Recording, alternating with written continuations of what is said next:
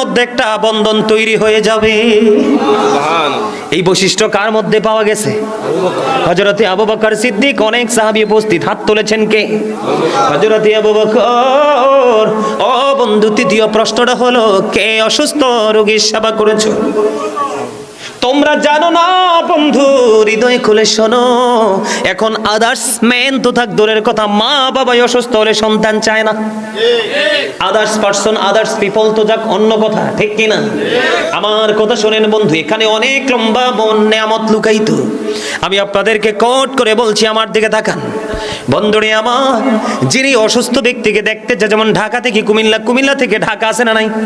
এমন বন্ধু ব্রাহ্মণপাড়া থেকে কুমিল্লা, কুমিল্লা থেকে দেখতে যায়, সে নিজের আপন আত্মীয় হোক বা পর আত্মীয় হোক বা মুসলমান হোক, যেই হোক না কেন, কোনো মানুষ যখন ধরেন, আমি আপনাদেরকে ভেঙ্গে বুঝাই নালে বুঝবেন না। আপনি ধরেন সকালবেলা বের হলেন, সকালবেলা বের হয়ে আপনার আস্তে আস্তে সন্ধ্যা হয়ে গেল, আছে না এরকম? কি হয়ে গেল? সকালে আপনি বের হলেন, আপনার সন্ধ্যা হয়ে গেল। ফিরে আসতে আসতে আপনার আমার প্রাণের নবী তিনি জানিয়ে দিয়েছেন, তুমি সকালে ঘর থেকে বের হয়েছো আর সন্ধ্যা হলো, তুমি রুগীকে দেখে ফিরে আসতে আসতে তুমি টেনশন করো না। যারা এমন করে রে, যারা এমন করলো, সকালে বের হলো, রুগী দেখতে দেখতে সন্ধ্যা হলো, সন্ধ্যা পর্যন্ত ঘরে আসলো, আল্লাহর হাবিব বলেছেন এই পুরো সময় তো সেই রুগী দেখলো না, সে যেন জান্নাতি ফল কুড়াইতে থাকলো। আবার অনেকে আছে বন্ধু, সন্ধ্যাবেলা যায়। কখন যায়? যে আমার প্রিয় মানুষ অসুস্থ, আমি সন্ধ্যাবেলা তার বাড়ি যাব, সারাটা রাত থাকবো, সকালবেলা ফিরে আসবো। তখনও বন্ধু সে সন্ধ্যায় গেল, পরের দিন সকালে আসলো, সে যেন জান্নাতি ফল কুড়িয়ে নিয়ে আসলো। আল্লাহর হাবিব বলেছেন, হযরতে আলী রাদিয়াল্লাহু তাআলা আনহু থেকে হাদিস কানা বর্ণিত, আমার নবী বলেছেন, বন্ধু সকালে তুমি রোগী দেখতে যাবা, রোগীর সেবা করতে যাবা, তোমার জন্য 70,000 ফেরেশতা আল্লাহর কাছে ক্ষমা চাইবে। আবার যখন বিকেলে বের হবা, পরের দিন সকাল পর্যন্ত ফিরে না আসা পর্যন্ত তোমার জন্য 70,000 ফেরেশতা আল্লাহর কাছে মাগফিরাত কামনা করবে। এই গুণ পাওয়া গেল কার কাছে? হযরতে আবু বকর সিদ্দিক রাদিয়াল্লাহু তাআলা আনহুর কাছে। জোরে জোরে কন্যা সুবহানাল্লাহ। বন্ধুরে আমার দিকে তাকান। আল্লাহর কাছে প্রিয় হলো, পরিচিত হোক অপরিচিত হোক, মুসলমানকে দেখা মাত্র সালাম দিয়ে দেওয়া আর মানুষকে তৃপ্তি সহকারে খাওয়ানো। আল্লাহর নবী প্রশ্ন করলেন, কে আছো রে আজকে মিসকিনকে খাইয়েছো? আবু বকর দুইটা হাত তুলে বললেন, ইয়া রাসূলুল্লাহ আমি আছি বন্ধু। এটার ফজিলত কি, বরকত কি আমি আপনাকে বলি। আল্লাহর হাবিবের কাছে একদিন পথিক আসলে, এসে খাবার চাইলেন। আল্লাহর হাবিব তার স্ত্রীর কাছে পাঠালেন। কার কাছে? স্ত্রীর কাছে যখন পাঠালেন, তিনি ভিতর থেকে খবর পাঠিয়ে দিলেন, ইয়া রাসূলুল্লাহ, ইয়া হাবিবাল্লাহ, নবী গো, ও নবী, আমার ঘরে পানি ছাড়ার কোনো কিছুই নাই। আল্লাহু আকবার। তারপরে বন্ধু শর্ট করে বলছি, তারপরে কি করলেন? বললেন, কে আছো? সাহাবায়ে কেরামদেরকে নবীজি বললেন, কে আছো রে আজকের এই মেহমানকে একটা রাত্রের জন্য মেহমানদারি করবে? এবার এক আনসারী সাহাবী হাত তুললেন, ওনার কাছে দায়িত্ব দিয়ে দিল। ওনার ঘরে মাত্র ছোট্ট বাচ্চার খাবার। কার? এই তোমার এত কথা কিসের? হ্যাঁ, দাঁড় করাই এখন। ছি ছি ছি ছি ছি ছি, আমিও তোমার মতো এরকম ছিলাম। যখন এলাকায় মাহফিল হতো, এখনকার মতো তো ঘন ঘন মাহফিল হয় না, হয়? আপনারা যোগে কিরকম মাহফিল হইতো? অনেক 2-3 গ্রাম 4-5 গ্রাম মিলে কিন্তু একটা মাহফিল হতো। তখন সবার আগে যাইতাম মাহফিলে, যাইয়া হুজুর যেখানে বসবো চেয়ারটার কাছে বসতাম।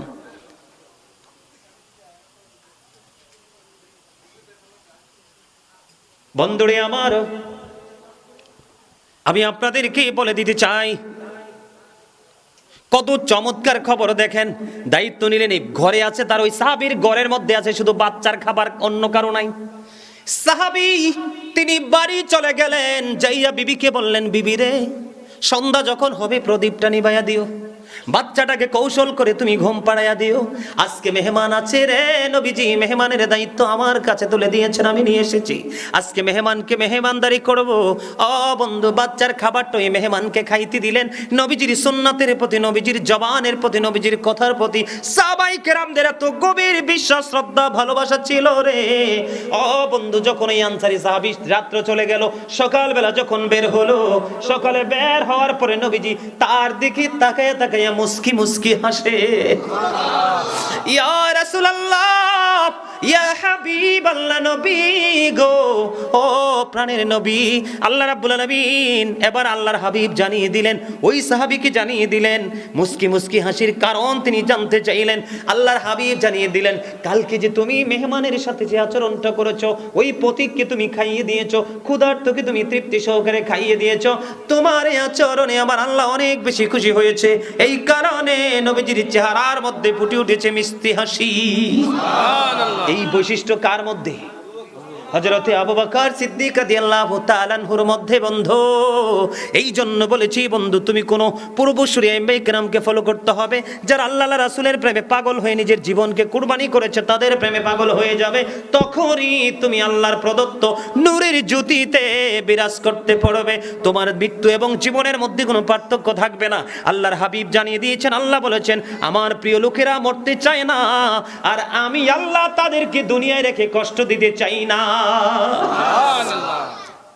মানুষকে মরতে চায়, তান এই প্রশ্নের উত্তর দিলেন কে? আল্লাহ। তারা মরতে চায় না, আর আল্লাহকে আমি তাদেরকে পৃথিবীতে রাখতে চাই না, কারণ পৃথিবী তাদেরকে কষ্ট দিবে। এই জন্য কষ্ট যেন দিতে না পারে, আমি তাদেরকে সুযোগ করে আমার কাছে নিয়ে আসব। সে প্রিয় হতে হবে আমাদেরকে। কি হতে হবে? কি হতে হবে? আমি তোমাদেরকে বলি, আজকে একটা ওয়াজ না করলে করতাম নি, না শেষ করে দিতাম রে। দুলাল শেষ করবো? হ্যাঁ, তার মনটা বেশি একটা বালা না। না ভালো ইনশাআল্লাহ। হ্যাঁ, ভালোই। একটু সহজ সরল মানুষ নাকি? হ্যাঁ, জুমার দিন। আরে জুম্মা মুসল্লিরা সবার পরে না যায়? কোন সময় যায়? আরে কোন ওয়াজ করবো তোমরা? কোন ওয়াজ সময়? সমস্ত অঙ্গে ব্যথা, মলম কোথায় দিব? সমস্ত বডিতে ব্যথা না আমাদের? আমি বলি যে জুমার দিন আমরা কত বেয়াদব, আমরা কত বেয়াদব। জুমার দিন আল্লাহ রাসূল বলছেন, যে সবার আগে যাবে এবং সবার পরে বের হবে। কি হবে? সবার। যিনি সবার আগে যাবে এবং সবার পরে বের হবে, আল্লাহ রাসূল বলেছেন, তার বাড়ি যাইতে বের হইয়া যতগুলো কদম লাগবে, মানে যতটা কাইক, আমরা আঞ্চলিক ভাষা বাঙালি কি বলি? কাইক। যতগুলো কাইক দিবা, প্রত্যেকটা কাইকের বিনিময়ে তোমার আমল নামায় 1 বছরের নফল ইবাদতের সওয়াব দেওয়া। আজকে সেই অর্থ উপার্জনের লোভ কি আমাদের মধ্যে আছে? তোমরা যারা সবার পরে যাও, তোমাদের ক্ষতিটা আমি বলছি কোনটা। তোমরা যারা সবার পরে যাও জুমার নামাজে, তাদের ক্ষতি, মুরব্বী হোক, যুবক হোক, যেই হোক, ক্ষতিটা কি হচ্ছে? ইমাম সাহেব যখন খুতবা দেওয়ার জন্য মিম্বরে দাঁড়ায়, কোথায়? মিম্বরে যখন খুতবা দেওয়ার জন্য মিম্বরে যখন ইমাম সাহেব দাঁড়িয়ে যায়, তখন যেই ফেরেশতারা জান্নাতের বাগান বাইতুল্লাহর দুপাশে দাঁড়িয়ে মুসল্লিদের রোল নাম্বার অনুযায়ী সিরিয়াল মেনটেন করে, যখন ইমাম সাহেব খুতবা নিয়ে, মনে রাখবে, যখন ইমাম সাহেব খুতবা নিয়ে মিম্বরে দাঁড়িয়ে যায়, তখন কিন্তু তোমাদের নামটা কিন্তু ফেরেশতাদের এই পবিত্র খাতায় নামটা ওঠে না। নাউজুবিল্লাহ বলবা না? কি হয় না? ওঠে না। বলে হুজুর কি বললেন? হ্যাঁ বলছি তো। কি হয় না? সেই নামটা তোমাদের খাতায় ওঠে না। কেন ওঠে না? রহস্য কোথায়? না ওঠার পিছনে কারণ কি? খুতবা শোনাটা এতটাই গুরুত্বপূর্ণ। খুতবা চলাকালীন একজন যদি কথা বলে, তাকে চুপ করো, এই শব্দটা পর্যন্ত উচ্চারণ করা যাবে না। তুমি তাকে কন্ট্রোল করতে হবে, এভাবে ইশারাই করতে হবে, মাইন্ড করেন না। কিভাবে করতে হবে? তাকে সাপোর্ট এইভাবে দিতে হবে, অথবা তোমার তার বডিটা যেদিক দিয়ে টাচ করা যায় এভাবে ইশারা দিতে হবে, অথবা চোখে চোখে পড়লে। কিন্তু চুপ করো এই শব্দটাও ইউজ করা। খুতবা শোনাটা এতটা জরুরি আমাদের জন্য, এটা এতটাই গুরুত্বপূর্ণ। তারা আসমান ছেড়ে জমিনে আসছে আল্লাহর প্রিয় লোকেদের রোল নাম্বার অনুযায়ী তাদের সিরিয়াল মেনটেন করার জন্য, কিন্তু দুর্ভাগ্যবশত তারা যদিও নামাজ পড়তে গেছে মসজিদে, তাদের নামটাই খাতায় উঠলো না। কেন উঠলো না? যখন ইমাম সাহেব খুতবা দেওয়ার জন্য দাঁড়িয়ে যায়, তখন ফেরেশতারা তাদের নোটবুকটাকে ক্লোজ করে তারাও ইমাম সাহেবের খুতবা শোনার জন্য দাঁড়িয়ে যায়। আজকে সেই খবর কি আমাদের আছে? আমরা খাবারের ক্ষেত্রে অত্যন্ত ভালো খাবারটা খাই, কিন্তু আমলের ক্ষেত্রে একবারে লাস্ট জিরোটা। ঠিক না? কোনটা? আরো জোরে কোনটা? জিরোটা না? আমরা কি আসলেই বুদ্ধিমান নাকি বুদ্ধিহীন? আরো জোরে। আমি তোমাদেরকে আজকে বলে যাই, সম্মানিত উপস্থিতি, তোমরা বড় লোকের ছেলে মেয়েদের সাথে কম মিশবে। কার সাথে? কার সাথে? বড় লোকের ছেলে অথবা মেয়েদের সাথে। এটা আমার কথা না। তোমরা চাইলে, আমি প্রোব আছে আমার কাছে, আমি সব সৎসঙ্গ সবসময় সঙ্গে রাখি, অনেকের এটা গায়ে লাগতে পারে। কেন বলছি জানো? আল্লাহ রাসূল বলেছেন, অবিবাহিত যুবতী নারী যেমন ফিতনা, বড় লোকের ছেলেরাও তেমন ফিতনা। অবিবাহিত ছেলেদের চাইতে, অবিবাহিত যুবতী মেয়েদের চাইতেও অনেক বড় ফিতনা হলো বড় লোকের ছেলেরা, মেয়েরা। তাদের সাথে তোমরা কি করো না? ওঠা বসা করো না, চলাফেরা করো না। কারণ তারা ইসলাম, আইন, কোরআন, হাদিসের কোনো তোয়াক্কা করে না। তারা তাদের ক্ষমতাকে প্রয়োগ করে দেদারসে তারা অন্যায়, অপরাধ, জিনা ব্যভিচার করেই যাচ্ছে। কি করে যাচ্ছে? যুবক, বর্তমানে নারীদের জিনা, যুবক যুবতীদের জিনা প্রবল বেগে বেড়ে গেছে। অনলাইন খুললে দেখা যায় জিনার মাধ্যমে নারী দর্শন, মৃত্যু। গতকালকে আমার ড্রাইভার বলল, এক বড় লোকের ছেলের সাথে এক মেয়ের প্রেম হয়েছে। পরে ওই ছেলে মেয়েটাকে নিয়ে এমন ভাবে তাকে মেরেছে, গাড়ি কেটে মেয়েটাকে বডিটা টুকরো টুকরো করে বের করতে হয়েছে। কিন্তু মেয়ের পক্ষ কিছু করতে পারে নাই তো, ওরা অনেক পয়সার মালিক। এই জন্য আমি বলি, the rich are not always happy. ধনীরা সব সময় সুখী নয়। কোন ধনী? যারা আত্মার ধনী, আল্লাহ গিনা গিনা নাফস ফোর, যারা তারা যদিও দুনিয়াতে জন্মগ্রহণ করেছে দুঃখ ভোগের জন্য, বড়লোক দ্বারা নির্যাতিত কিন্তু সমাজের দুস্থ মানুষগুলো। কি ভুল বলছি? তবে আল্লাহর কাছে তারা দামি, অলওয়েজ হ্যাপি, সবসময় তারা সুখী। এই আমার দিকে তাকাও, একটা যুবতী মেয়ে আরেকটা যুবতী মেয়ের সাথে একসাথে ঘুমাবে না, একই চাদরের নিচে বা একই কাঁথার নিচে। আল্লাহ রাসূল বলেছেন, একটা যুবক ছেলে আরেকটা যুবক ছেলের সাথে একই কাঁথার নিচে ঘুমাবে না। তখনই পৃথিবী থেকে জিনা, ব্যভিচার উঠে যাবে। কি হয়ে যাবে? জিনা, ব্যভিচার যদি আমরা আমাদের সমাজ থেকে দূর করতে চাই, তাহলে কি করব? একটা যুবক আরেকটা যুবকের সাথে একই কাঁথার নিচে ঘুমাবে। লূত আলাইহিস সালামের জামানায় ছিল বলৎকার, কি যেটাকে সমকামিতা বলা হয়। কোন সময়? লূত আলাইহিস সালামের জামানায় ছিল এই নোংরামি। এই আমার দিকে তাকাও, আল্লাহ রাসূল বলেছেন, একটা যুবক আরেকটা যুবকের লজ্জাস্থানের দিকে তাকাবে না, একটা যুবতী আরেকটা যুবতীর লজ্জাস্থানের দিকে তাকাবে না। নারীদেরকে বলেছেন, তোমরা তোমাদের লজ্জাস্থানকে হেফাজত রাখো, আর পুরুষদেরকে বলেছেন, তোমরা তোমাদের দৃষ্টিটাকে নিম্নগামী করে রাখো, নিচের দিকে করে রাখো। অনুমতি ছাড়া কখনোই কোনো নারীর ঘরে কোনো পুরুষ যাওয়া যাবে না। তার জন্য ভয়ঙ্কর সাপ আল্লাহ রাব্বুল আলামিন বরাদ্দ করে রেখেছেন। আল্লাহর হাবিবকে প্রশ্ন করা হলো, ইয়া রাসূলুল্লাহ, একটা নারীর জন্য দেবর, আল্লাহ রাসূল বলেছেন, একটা নারী তার দেবরের সাথে দেখা করার চাইতে মৃত্যু অনেক বেটার। একটা বেগানা নারী, একটা বেগানা পুরুষ নির্জনে দেখা করা টোটাল হারাম। আজকে আমাদের সমাজে জিনা, ব্যভিচার, বলৎকার বেড়ে গেছে। এইগুলো থেকে আমাদেরকে উঠে আসতে হবে। এই যে গতকালকে খবরে দেখলাম যে মেয়ের ব্যভিচারের মাধ্যমে মেয়ের গর্ভে সন্তান প্রসব হয়েছে।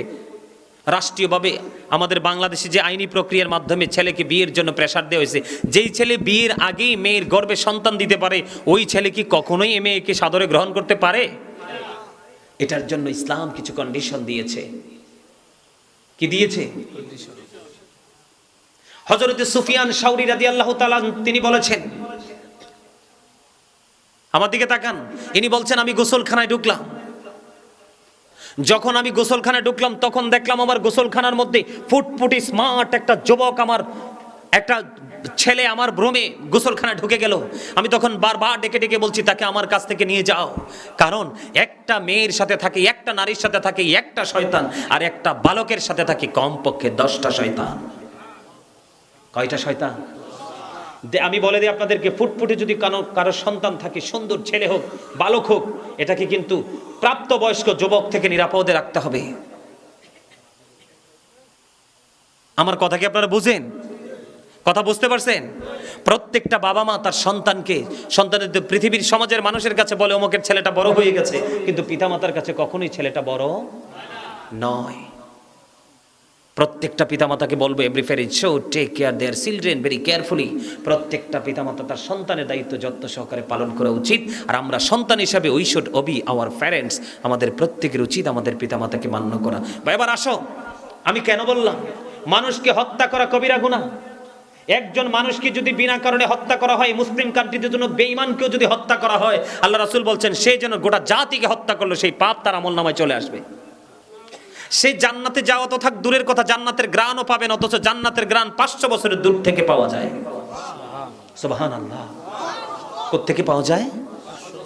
আমি বলি মানুষকে হত্যা করা যাবে না, কিন্তু আল্লাহ রাসূল বলেছেন হাদিস শরীফের মধ্যে এসেছে, বিয়ে করার পরেও যেই নারী এবং পুরুষ জিনায় ব্যভিচার জিনায় লিপ্ত থাকে, উম্মত আমি অর্ডার করলাম তাকে সাথে সাথে হত্যা করে ফেলো।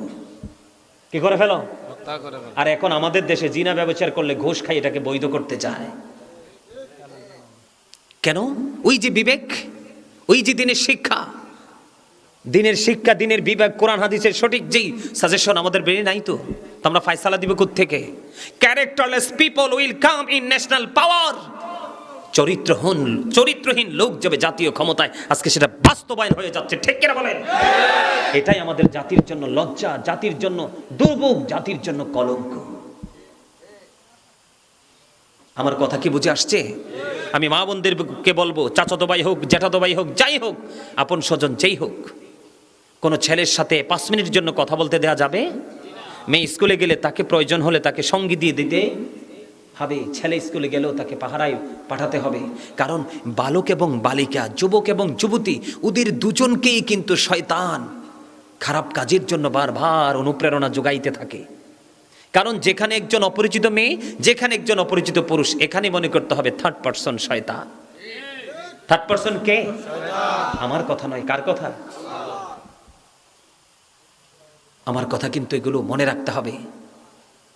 আজকে আমাদের সেই শিক্ষা, আমাদের সেই না থাকার কারণে কিন্তু আমি আর আলোচনা করব না, অনেক দেরি হয়ে গেছে।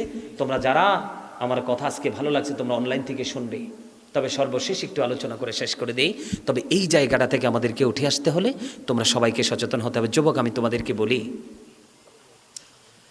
একটা যুবক এত বেশি আল্লাহওয়ালা ছিলেন, এত ফরজগার ছিলেন, তো প্রতিদিনই সে যখন অনেক মসজিদ আছে না যে কারো না কারো বাড়ির আঙ্গিনা দিয়ে যেতে হয়, এরকম অনেক আছে না?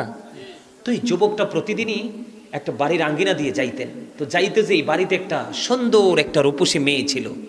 মেয়েটা ছেলেটা আসা যাওয়া করতে করতে মেয়েটা মনের অজান্তে সেই ছেলেটার প্রেমে পড়ে গেল। কিন্তু ছেলেটা এতটাই আল্লাহওয়ালা, এতটাই বুজুর্গ, ছেলেটা মেয়েদের ডাকে কোনোভাবেই কি করতেছে না, কর্ণপাত করতেছে না, তার ডাকে সাড়া দিচ্ছে না। তো একদিন ছেলেটা এশার নামাজ পড়তে গেল। তো যাওয়ার পরে ফিরে আসার সময় মেয়েটা এমনভাবে তাকে এমনভাবে কৌশল বা প্রেম আকাঙ্ক্ষা দেখাচ্ছে, ছেলেটা বাধ্য হয়ে শয়তানের ধোঁকায় মেয়েটার ঘরে চলে গেল। কোথায় চলে গেল?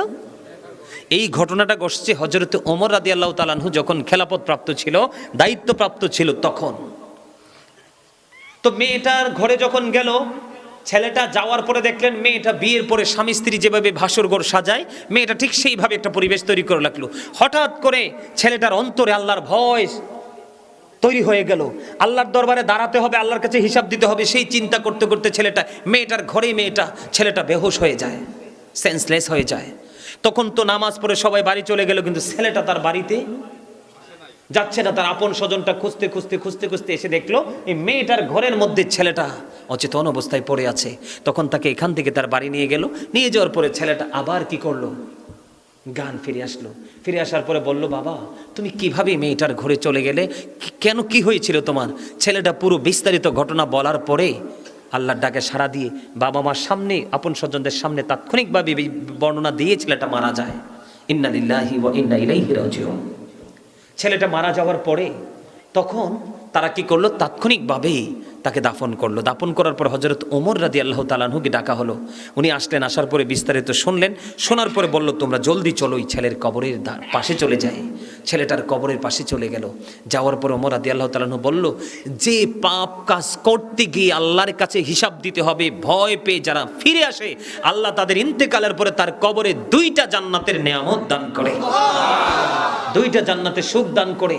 তাৎক্ষণিকভাবে ওই নব্য কবর থেকে, নতুন কবর থেকে, যুবকের কবর থেকে গায়েবী আওয়াজ আসতেছে, হে খলিফাতুল মুসলিমিন, আপনি যা বলেছেন সব সত্য। কালকে আমাকে দাফন করা হয়েছে, দাফন করার সঙ্গে সঙ্গে আমি কবরে 2টা জান্নাতের সুখ ভোগ করতেছি। তোমরা যদি বিবেকবান হও, এগুলো তোমাদের জন্য হলো বড় শিক্ষা। বুখারী এবং মুসলিম শরীফের মধ্যে হাদিস শরীফটা এসেছে, বনি ইসরায়েলের 3 জন লোক সফরে বের হলো। কি করলো? সফরে বের করতে করতে করতে করতে তারা রাত্র হয়ে গেল, পাহাড়ের গুহার মধ্যে ঢুকলো। কি করলো? গুহা বোঝো না তোমরা? গুহার মধ্যে ঢুকলো। ঢুকতে দেরি পাহাড়ের উপর থেকে বিশাল একটা পাথর ধসে পড়লো। এত বড় পাথর যেটাকে সরাইবার ক্ষমতা পৃথিবীর কারোরই। তখন তারা 3 জন মনে মনে চিন্তা করলো। কয়জন? 3 জন চিন্তা করলো, এই বিপদ থেকে উদ্ধার আল্লাহ ছাড়া কেউ করতে পারবে না। তখন তারা 3 জন মিলে পরামর্শ করলো, আমাদের আপন আপন আমলের উসিলা আল্লাহর কাছে সাহায্য চাই। সুবহানাল্লাহ। 3 জন। কয়জন? একজন ছিল মা বাবার পাগল, আরেকজন ছিল ন্যায়পরায়ণ একজন মালিক, যিনি কাজ করানোর পরে শ্রমিকদেরকে আনায় আনায় করেছে, পারিশ্রমিক বুঝাই দিত। আর আরেকজন এমন সন্তান ছিল, কোনো কিছু আনার পরে মা বাবাকে না খাওয়াইয়ে সন্তানকে খাওয়াইতো না। আর আরেকজন যুবক ছিল যে তার চাচাতো বোনকে ভালোবাসতো, হাজার চেষ্টা করেও কিন্তু তাকে কাছে পায় না। যখন একটা সময় পৃথিবীতে দুর্ভিক্ষ শুরু হলো, তখন ওই মেয়েটার বাবা মা ছিল না কাছে। মেয়েটাকে 200 দিরহাম দিল। কয়শো? 200 দিরহাম দিয়ে মেয়েটার কাছে চলে গেল। কাছে চলে যাওয়ার পরে মেয়েটা একটা ডাক দিল, ডাক দিয়ে বলল, শোনো যুবক, আমাকে যিনি বউ করে তার ঘরে নিয়ে যাবে, তার জন্য আমার এই সতীত্ব রক্ষা করা আমার দায়িত্ব। তুমি আমার ইজ্জত নষ্ট করো না। যখন এই মেয়েটাই ছোট্ট কথাটা বললো, ছেলেটা বিবেকবান, ছেলেটা মেয়েটার একই বাড়ি কাছাকাছি চলে গেল। হাদিস শরীফের মধ্যে এসেছে, ছেলেটা তাৎক্ষণিকভাবে মেয়েটাকে ছেড়ে চলে আসলো এবং 200 দিরহাম দিয়েছে। 200 দিরহামের ঋণ পর্যন্ত তিনি কি করে দিলেন? মাফ করে দিলেন, দাবি ছেড়ে দিলেন। দাবি ছেড়ে দিয়ে ছেলেটা চলে আসলো। আজকে 3 জনের মধ্যে একজন হলো এই যুবকটা আল্লাহর কাছে দরখাস্ত করলো, আল্লাহ, সেই দিনে অন্যায় কাজ করার কাছে গিয়ে আমি ফিরে এসেছি, তোমাকে ভয় করে, পরকালে হিসাব দিতে হবে চিন্তা করে। ওই দিনের আমল যদি তুমি কবুল করে থাকো, আমার এই বিপদ থেকে আমাকে বাঁচাও। আল্লাহর কাছে দোয়া কবুল হয়ে গেল, পাথরটা আল্লাহর কুদরতে সরে গেল।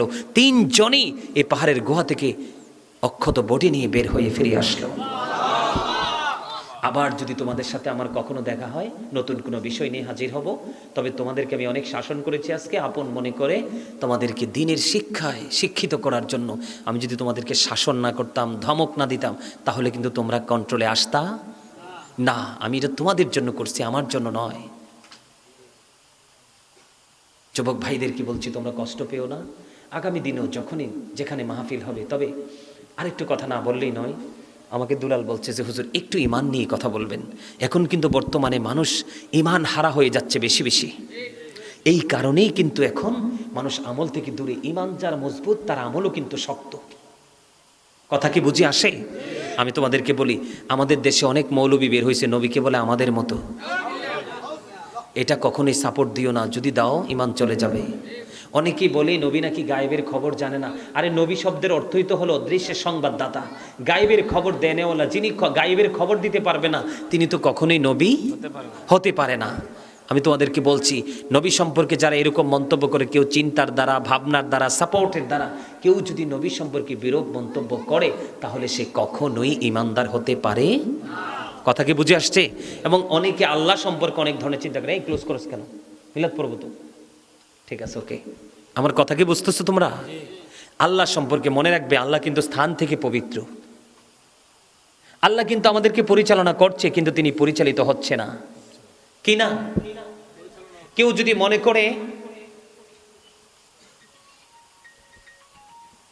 মনে করে, আল্লাহ রাব্বুল আলামিন কোনো কিছুর উপর, তাহলে আল্লাহ হবেন সীমাবদ্ধ।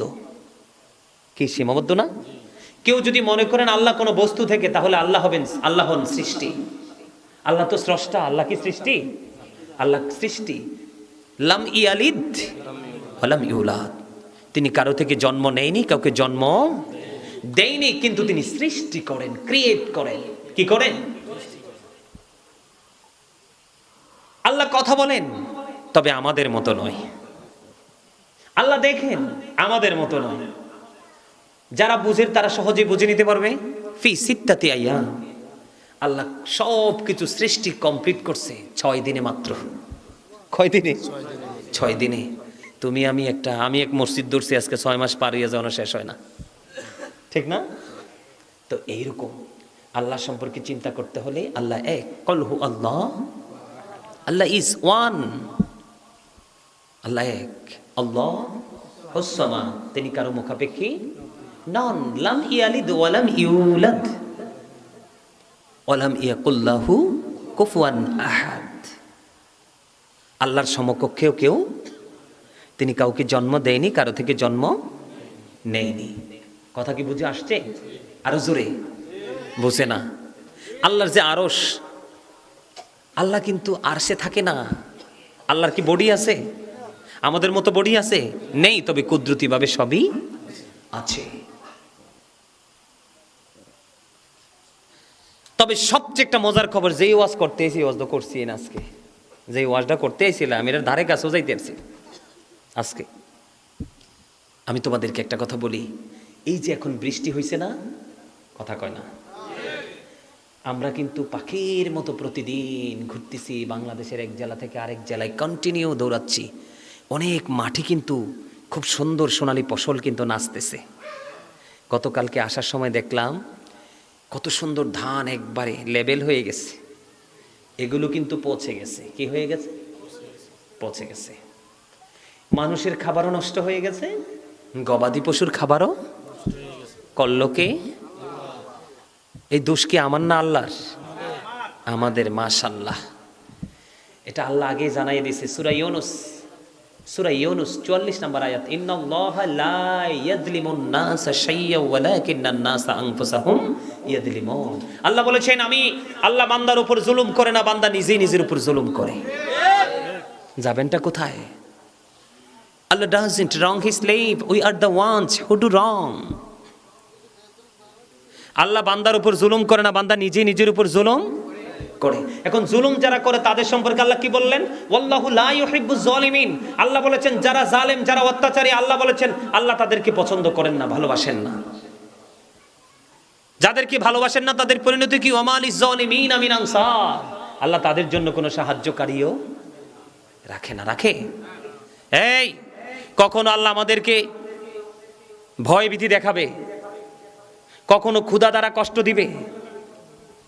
দিবে না? وَلَنَبْلُوَنَّكُمْ بِشَيْءٍ مِّنَ الْخَوْفِ وَالْجُوعِ وَنَقْصٍ مِّنَ الْأَمْوَالِ وَالْأَنفُسِ وَالثَّمَرَاتِ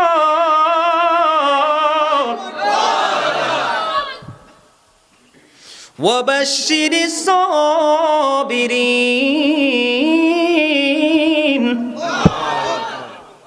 আজকে আলোচনা হইল এই আয়াতের হাল ধরে বুঝাইতাম মানুষকে। কখনো ভয়ভীতি দেখাবে, কখনো ক্ষুধা দ্বারা কষ্ট দেবে, কখনো ধন সম্পদ ক্ষতি হবে, কখনো জীবনের উপর আঘাত আসবে, কখনো ফল ফসলের কি হবে? ক্ষতি হবে। এটা দিয়ে আল্লাহ ইমানদারদেরকে